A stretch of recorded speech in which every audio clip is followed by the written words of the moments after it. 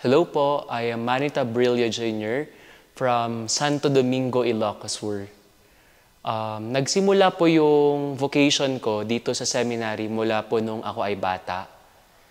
Hindi ko po inaasahan na yung pangarap po ng tatay ko na maging isang pare ay mapapasa sa akin sapagkat ang nanay ko po at ang aking mga kapatid ay kumuha po ng iba't ibang kurso sa larangan ng medisina. So, nagdaan po yung mga panahon and then I decided to enter the seminary. At first, inisip ko pa kung papasok ako ng Philippine Science High School or sa seminary.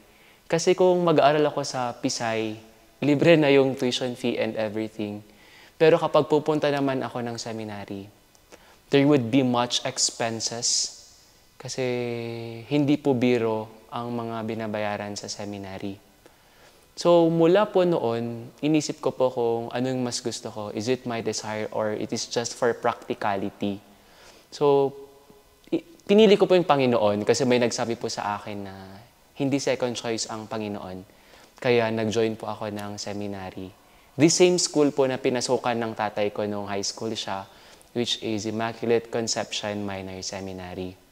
Yun po ay isang diocesan seminary pero hindi po namin nakayanan kaya lumabas po ako. Tapos nag-aral po ako sa isang universidad ng Hilagang Luzon, which is University of Northern Philippines. Doon ko po tinapos ang aking senior high school.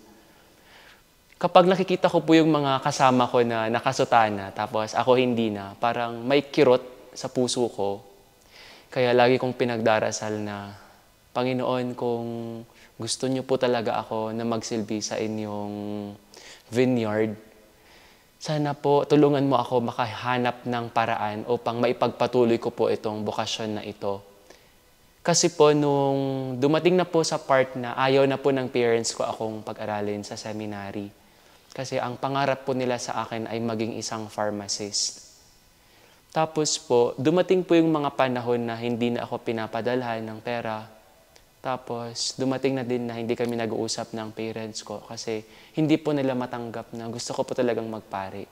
Nanatiling matibay ang aking loob at damdamin sapagkat naniniwala ako na ang Diyos ay nasa akin. At yung tita ko po na nag-alaga sa akin, dito po, siya po yung talagang porsigido na tumulong sa akin upang maipagpatuloy ko ito. Ngunit, hindi basta-basta ang pagpapaaral sa seminary. Masasabi ko na hindi basta-basta sapagkat ni ultimo tubig, kailangan mong magdala sa seminaryo.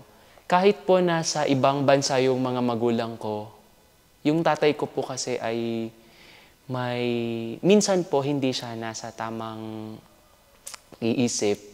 Kaya doon po sila nag-aaway ng nanay ko. Kaya kapag dumating po yung mga panahon na iyon, ako po yung laging naiipit sa gitna.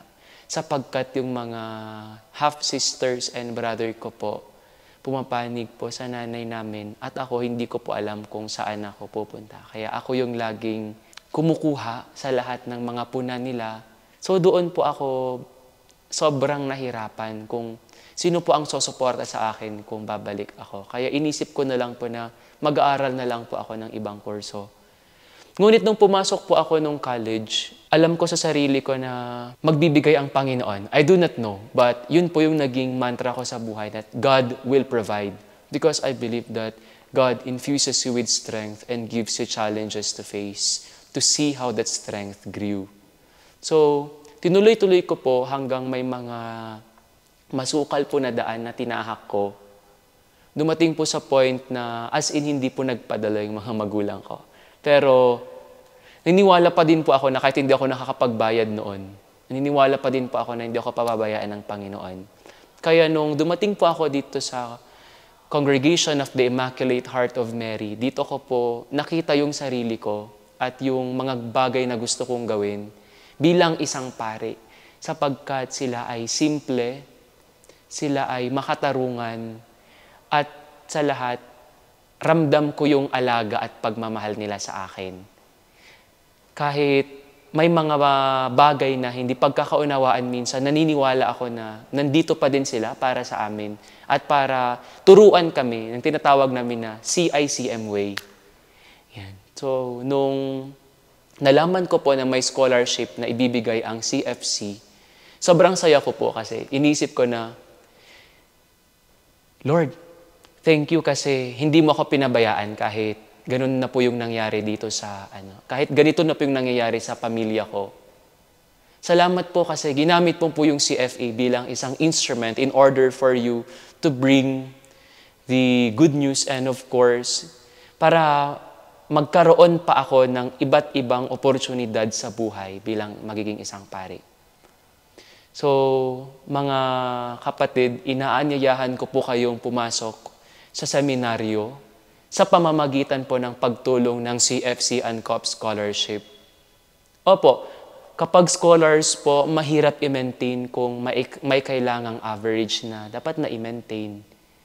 Mahirap po maging seminarian, pero mas mahirap po magiging pari. Pero kapag buo po yung loob mo at may paninindigan ka sa iyong sarili, at ang importante sa lahat, may tiwala ka sa Diyos, hindi ka mabibigo. Yan po yung lagi nating tatandaan. Sapagkat kung may mga bagay na hindi na tayo naiintindihan at mga bagay na sa tingin natin hindi na natin kaya, ang Panginoon po ang bahala sa atin sapagkat hindi niya po tayo ilalagay sa isang sitwasyon na kung saan hindi tayo makakalagpas. Kaya taus-puso po akong nagpapasalamat sa CFC ANCOP Scholarship sa tulong pinansyal at mga panalangin nila para sa akin at para sa aming napili upang maipagpatuloy namin ang aming bokasyon na pinili. Maraming salamat po.